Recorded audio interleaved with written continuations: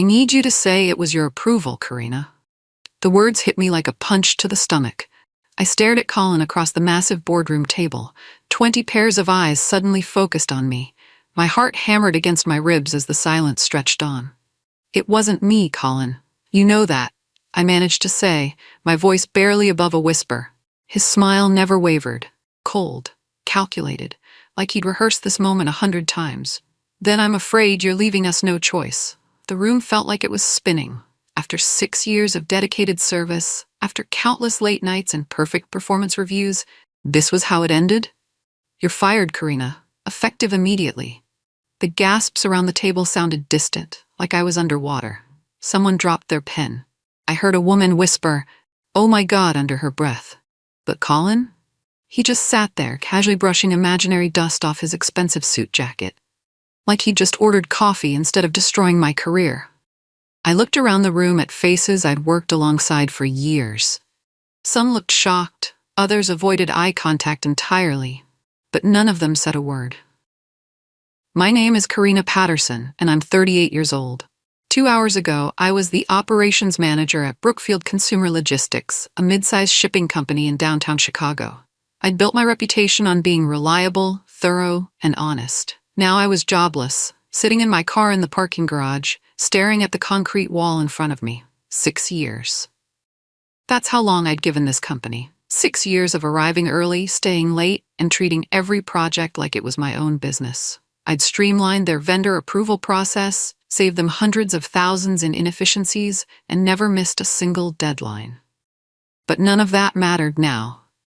Colin Hartwell, the Golden Boy VP who'd been with the company for only 2 years, had just made me his scapegoat. And the worst part? I saw it coming. For the past 2 months, something had felt off.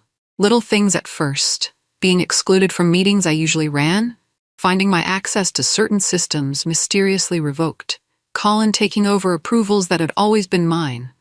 I should have trusted my instincts, but I'd been too naive, too trusting.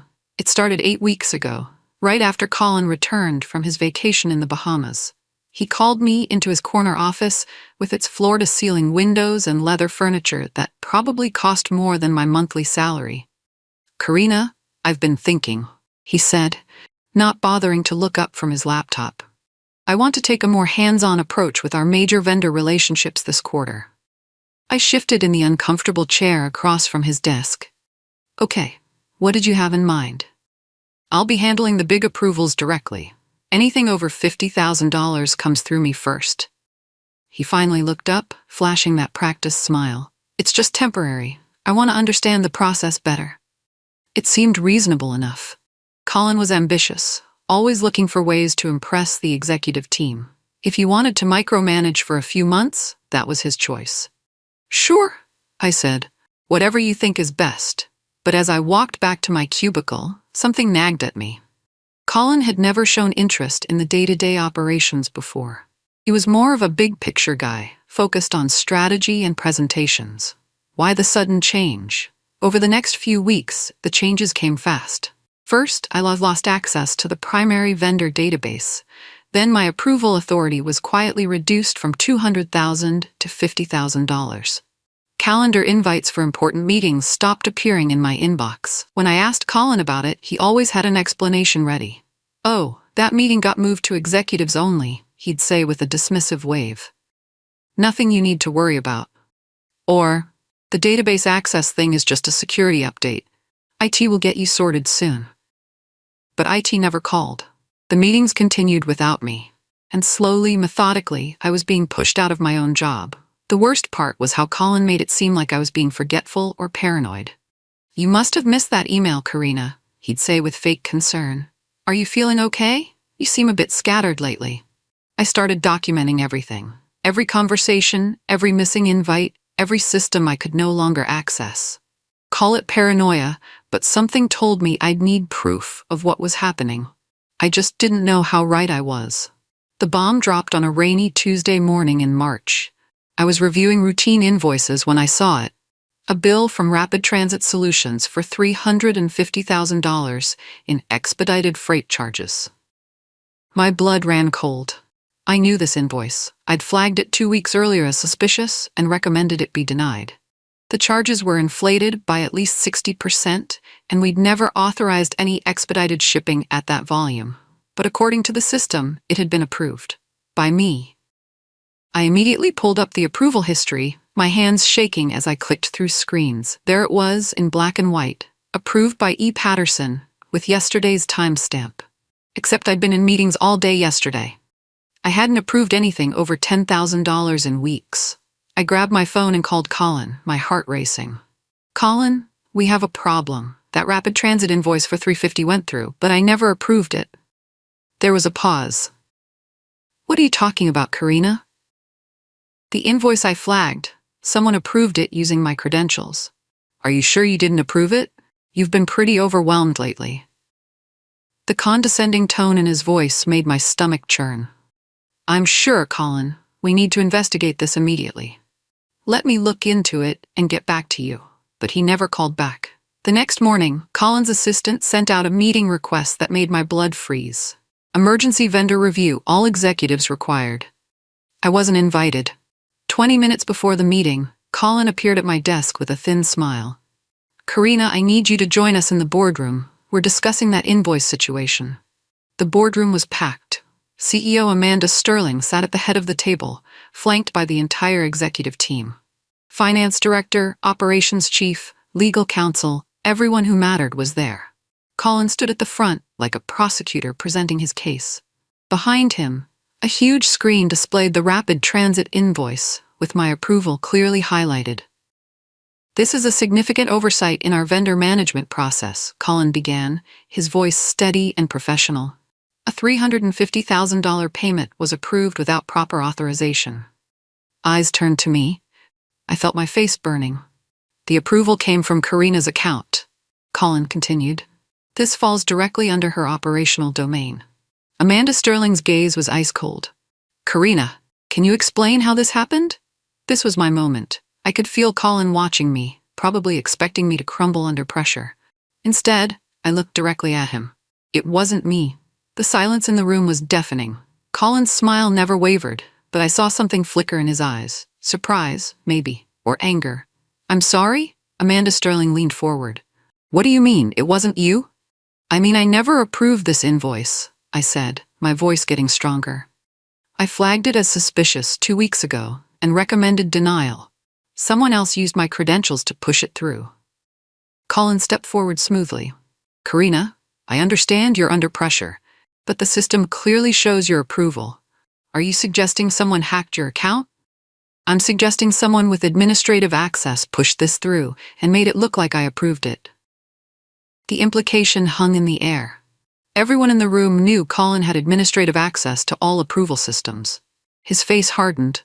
That's a very serious accusation, Karina. Do you have any proof? I have documentation showing I flagged this invoice as suspicious.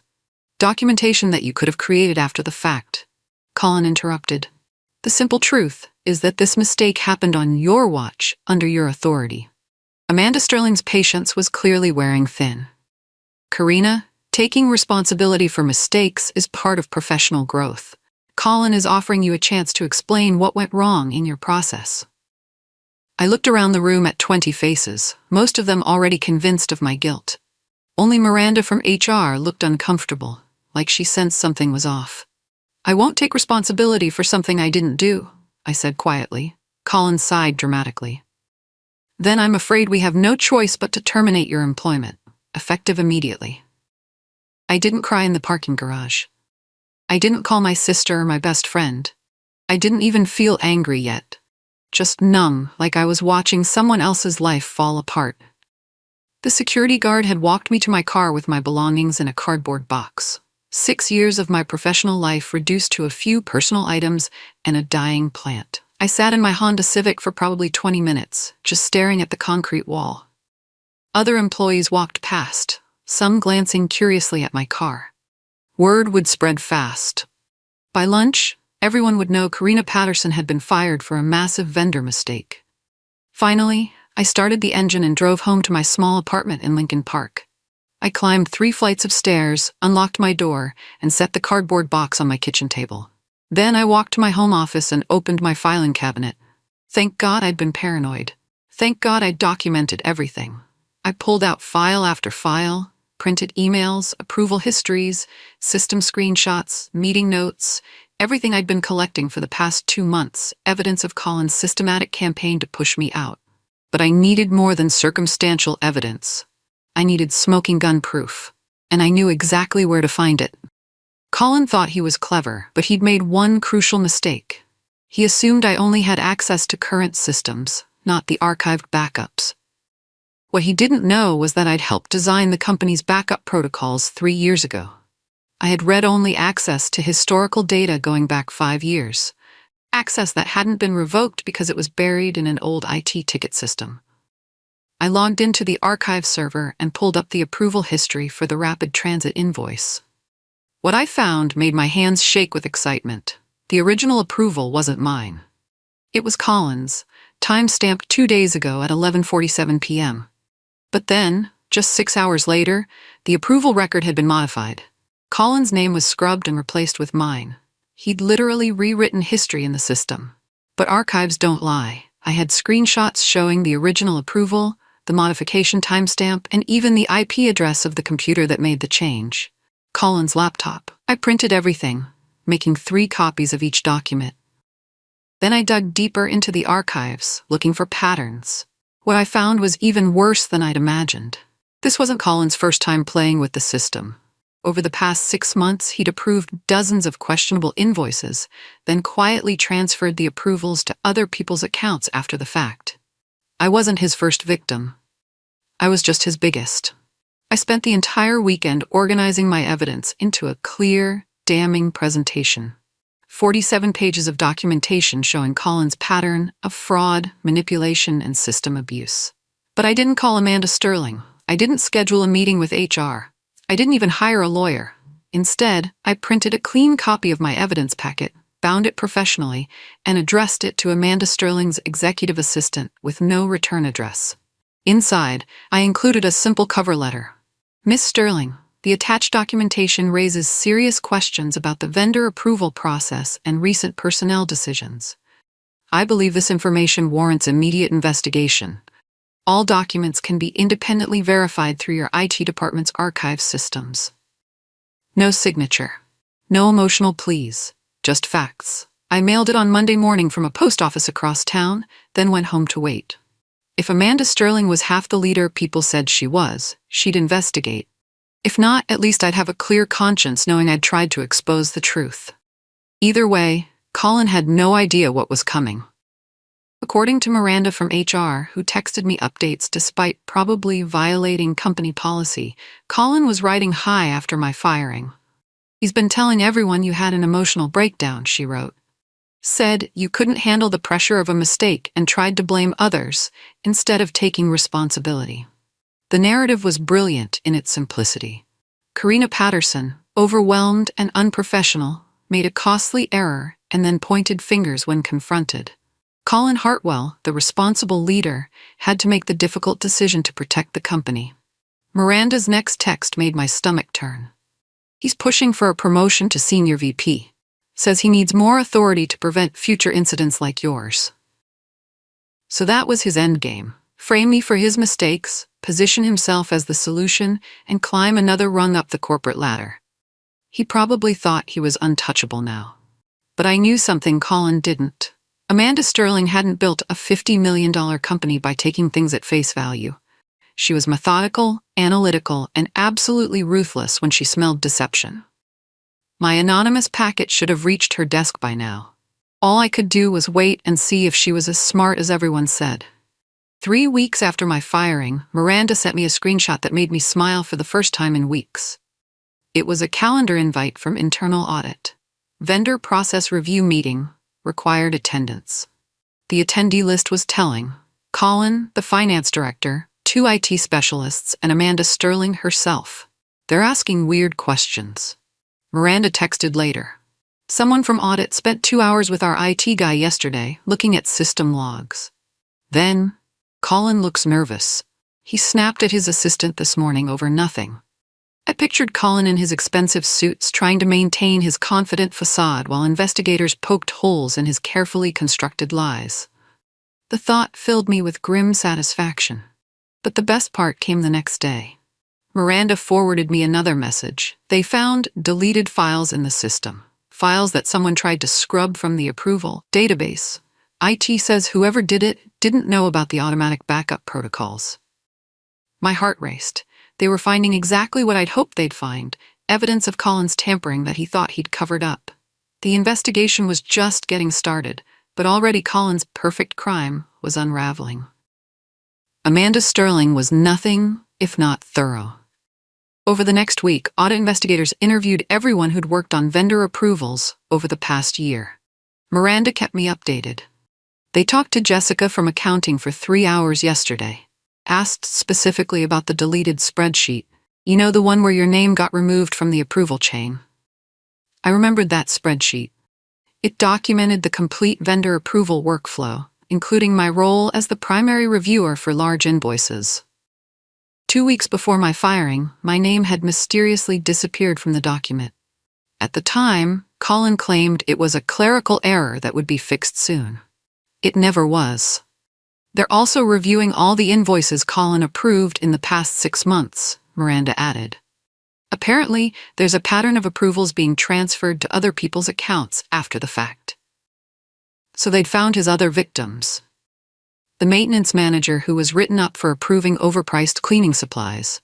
The logistics coordinator who nearly got fired over suspicious fuel charges. Both times, Colin had swooped in as the concerned leader demanding accountability. Now Amanda Sterling was seeing the full scope of his deception.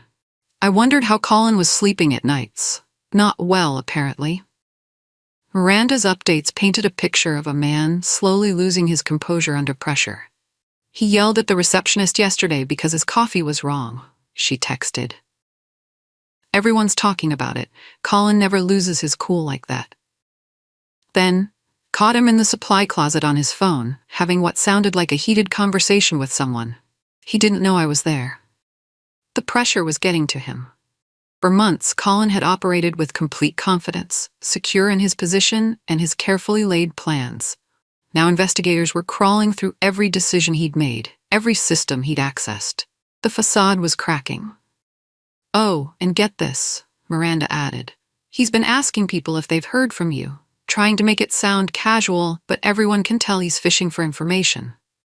That made me nervous. What was Colin thinking? Was he worried I might fight back somehow? Or was he planning some new angle to discredit me? I decided to be extra careful about my communications with Miranda. If Colin was getting desperate, there was no telling what he might try. 2 days later, I mailed my second anonymous package to Amanda Sterling. This one contained something even more damning. A recording of the Zoom call where Colin had verbally approved the rapid transit invoice. I'd been invited to that call originally, but Colin had mistakenly removed me from the invite at the last minute. What he didn't know was that the meeting organizer had sent me the recording link afterward, thinking I might want to catch up on what I'd missed. The audio was crystal clear. At the 23-minute mark, Colin's voice came through loud and clear. Yeah, approve the rapid transit charges. We need to expedite this shipment so the premium is justified. No hesitation. No consultation with anyone else. Just Colin unilaterally approving a $350,000 expense that he would later blame on me. I'd saved the recording to my personal drive, along with the timestamp data proving when it was made. The meeting was 2 weeks before my firing, the same day Colin claimed to have first learned about the suspicious invoice. This wasn't just fraud anymore. It was perjury, committed in front of the entire executive team. I wondered how Amanda Sterling would react when she heard Colin's own voice contradicting everything he'd told her. The response was swift and decisive. Emergency email just went out, Miranda texted, barely containing her excitement. Colin's taking a personal leave of absence, effective immediately. I stared at my phone, reading the message 3 times to make sure I wasn't dreaming. The email says he requested the leave for personal reasons, Miranda continued. But nobody believes that. Security escorted him out an hour ago. Personal leave. That was corporate speak for suspend pending investigation. Amanda Sterling was moving Colin off the board while audit finished building their case. You should see the office right now, Miranda added. People are whispering in groups, trying to figure out what happened. Susan from legal looked like she'd seen a ghost. I felt a surge of satisfaction mixed with relief. After weeks of watching Colin smugly enjoy his victory over me, justice was finally catching up to him. But this was just the beginning.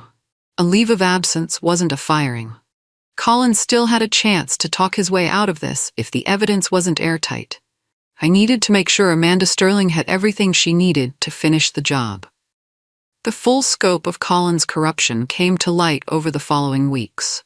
According to Miranda's increasingly excited updates, the audit team had uncovered a systematic pattern of fraud going back almost 2 years.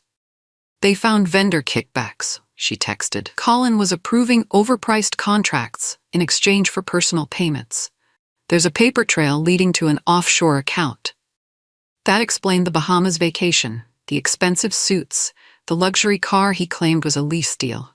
And remember those performance bonuses he got for cost savings? Miranda continued.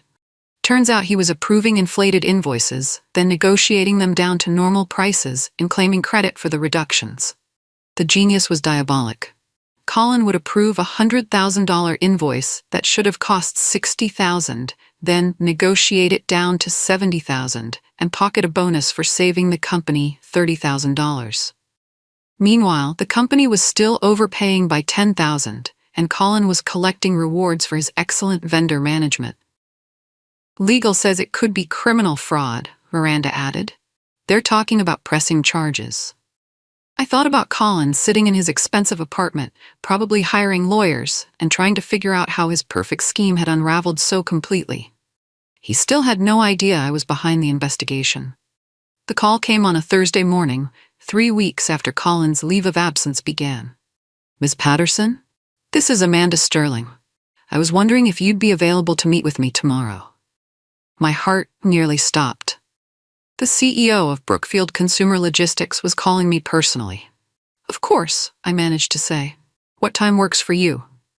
How about 10 a.m. in my office? And Ms. Patterson, I owe you an apology. The meeting was surreal. I sat across from Amanda Sterling in her corner office, the same woman who'd watched silently as Colin destroyed my career 6 weeks earlier. I'm going to be direct, she said. Our investigation has revealed that you were set up by Colin Hartwell. The vendor approval you were blamed for was actually his, and he manipulated our systems to make it appear otherwise. I nodded, trying to look surprised. We've also discovered that someone provided us with crucial evidence that helped expose a much larger pattern of fraud.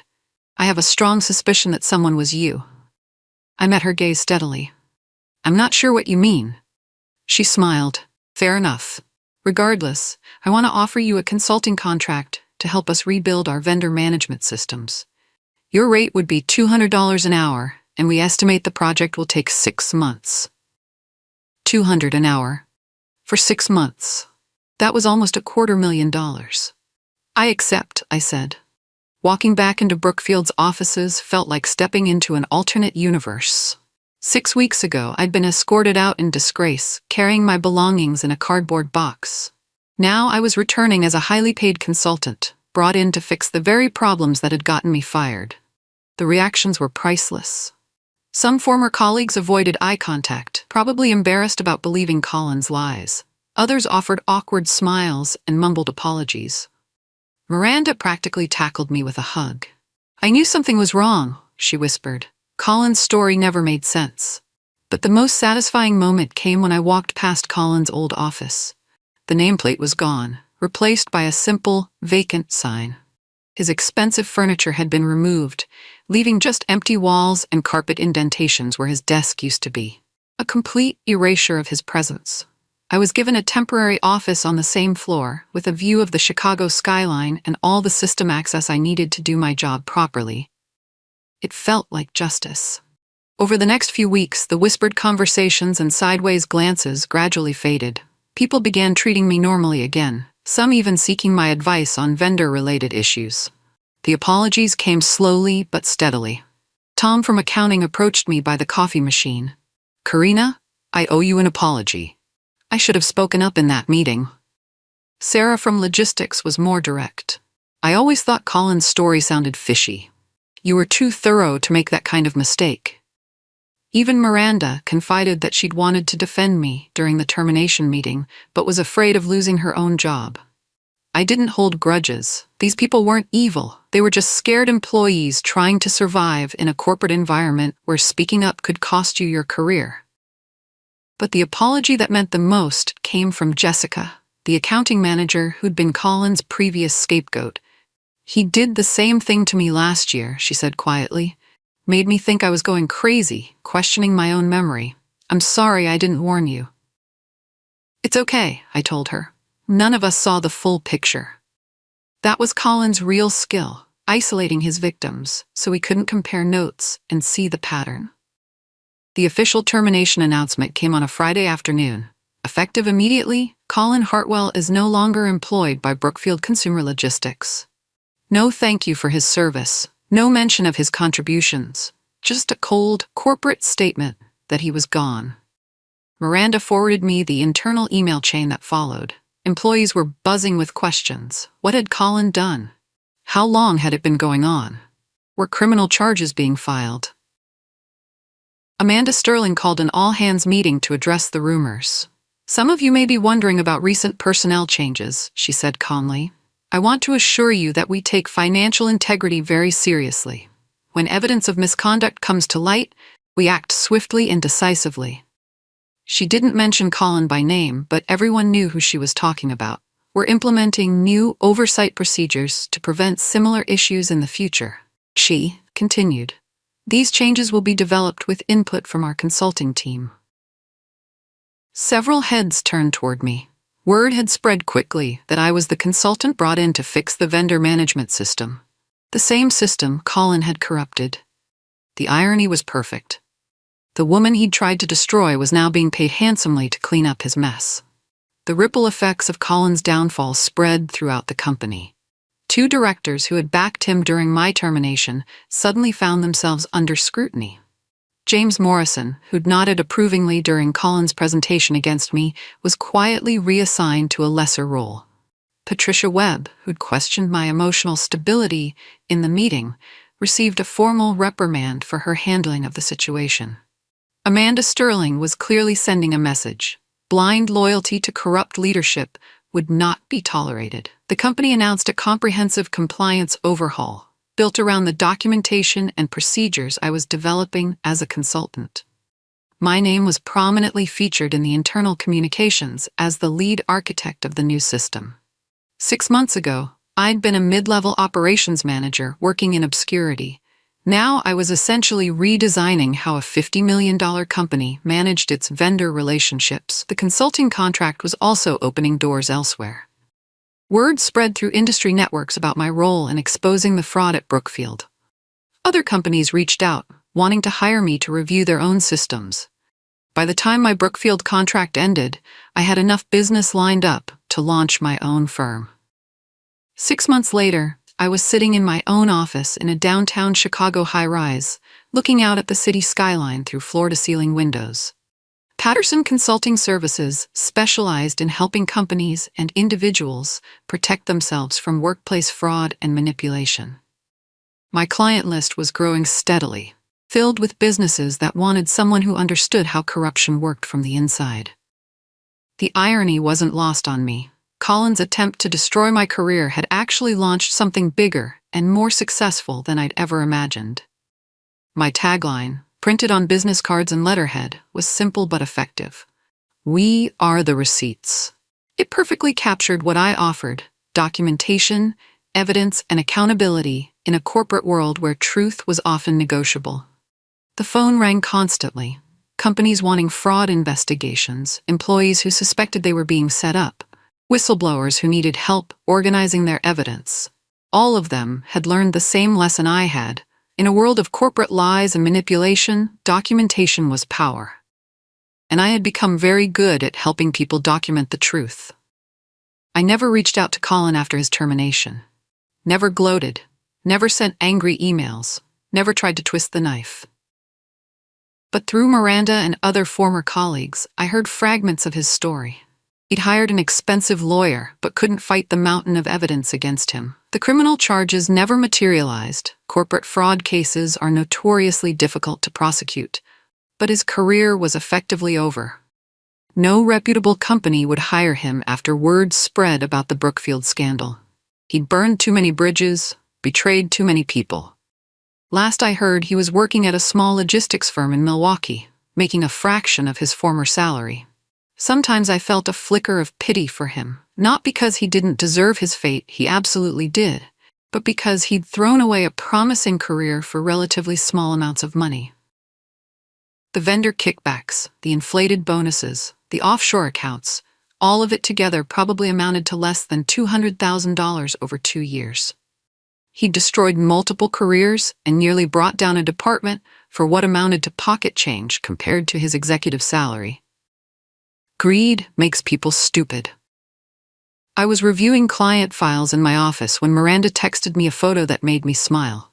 It was a picture of Brookfield's new vendor management dashboard, the system I designed during my consulting contract. Clean, transparent, with built-in audit trails that made Collins-style manipulation impossible. "It's beautiful," she wrote, "and it's working perfectly. 0 suspicious approvals in 6 months." That was my real victory.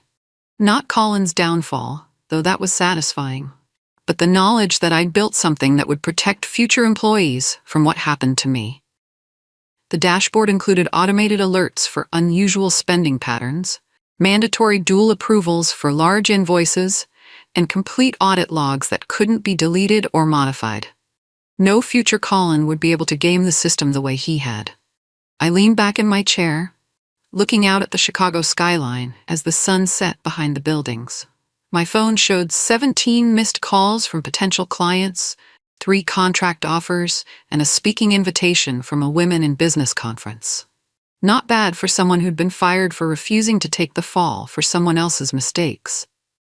Colin had tried to erase me from the story, to make me disappear so he could take credit for my work and blame me for his crimes. Instead, he'd given me something better than revenge. He'd given me purpose,